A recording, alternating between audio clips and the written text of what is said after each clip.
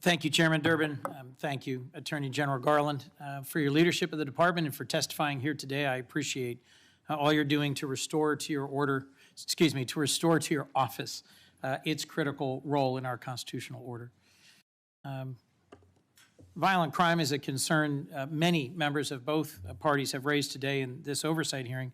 I just want to share with you that my hometown of Wilmington, Delaware, which had a long-standing challenge with violent crime and in particular murders, saw significant decreases over the last few years. Murders were down 58% in the past year to a 15-year low. Shootings were down 30%, robberies were down 20%, and in meeting with the mayor and chief of police recently when I spoke with them, they credited federal and local law enforcement partnerships, including in particular group violence intervention strategies, as being central to their successful efforts. Congress and the Biden administration have together given $200 million to fund these programs for the first time. Why do you think investments in things like violent intervention strategies have been so effective?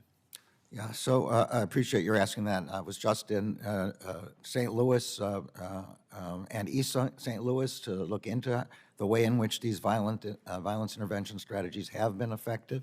They are part of our whole of department approach to violent crime, which involves both law enforcement and support for state and local law enforcement and grants to state and local law enforcement, but also grants to communities to prevent the violence in the first place. There are many kinds of these community violence interruption programs and intervention programs.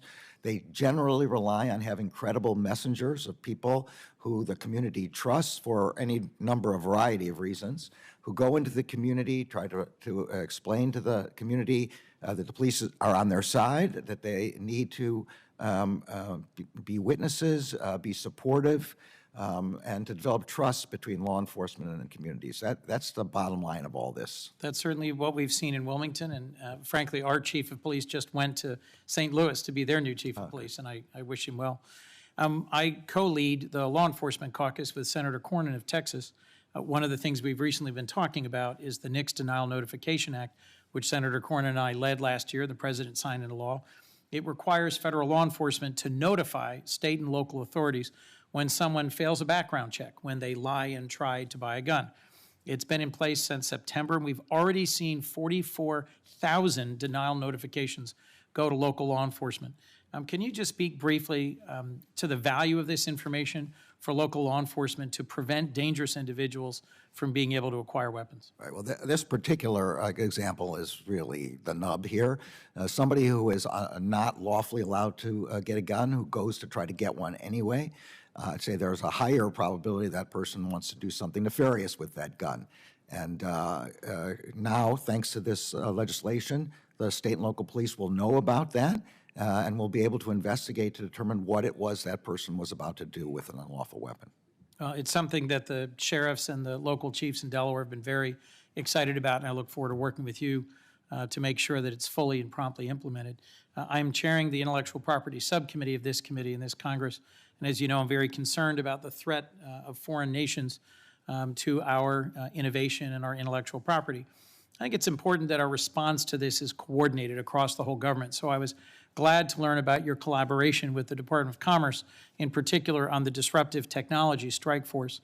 Could you just speak to your strategy jointly with the Secretary of Commerce for protecting American innovation in coordination with other agencies? Right. Well, on that particular task force is very focused on new technologies, AI, for example, very advanced microchips, which could be very dangerous, obviously, in the hands of an adversary, which are being exported and are evading export controls. So what we're working with the part of the Commerce Department, which enforces export controls, and on our side, on our National Security Division, to identify these kinds of transfers and to prevent them from happening. You know, a very good example is what's happened on the battlefield in Ukraine. We're getting some of the quadricopters and other kinds of drones, and even some of the missiles that are landing in Ukraine turn out to have parts that came from American manufacturers, and we have to find out how they were able to evade our export controls. Well, thank you. I look forward to working with you on that.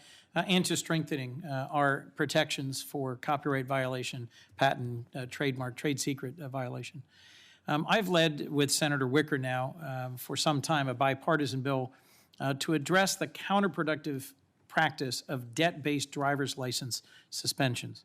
The county police department I had the opportunity to supervise commented on a number of occasions in the decade I was in county government that being essentially a collections agency for the courts was the least constructive use of their time, to have traffic stops really just based on an outstanding request for a warrant or request for police action based on a failure to pay certain fines and fees. Last year, Delaware took steps to repeal these suspensions of driver's licenses and became a national leader on access to the justice for the poor. And I appreciate this administration's work to restore the Office of Access to Justice, which previously under President Obama had issued a best practices letter on such fines and fees and how they impact those who simply cannot afford to pay low-level fines. Can you speak to your priorities for this office, the Office of Access to Justice, and the opportunity it has to help lead on fines and fees, whether by convening relevant stakeholders or reissuing a best practices letter? Well, I'll start with the fines and fees. I think the additional and maybe the most pernicious aspect of taking away someone's license is then they can't be employed. They can't go to their job where they would make the money necessary to repay the fines and fees. So I know that's an underlying basis of your concern and of the concern for these statutes. The Office for Access to Justice has been recreated. I've appointed a director. One of the things that the office does is serve as organizing unit for the Legal Aid Roundtable, which has been reinvigorated across the government for assistance for providing pro bono work and legal assistance for the poor who are otherwise unable to really do the most basic legal tasks because they just can't afford it. It's also the center of the Justice Department's own pro bono efforts. Justice Department employees every day provide pro bono legal services to help veterans fill out the necessary forms, to help people with their wills, to help service members with respect to their debts and various other things. And that's another organizing section of this office. Well, thank you, Mr. Attorney General. I look forward to working with you and with that office.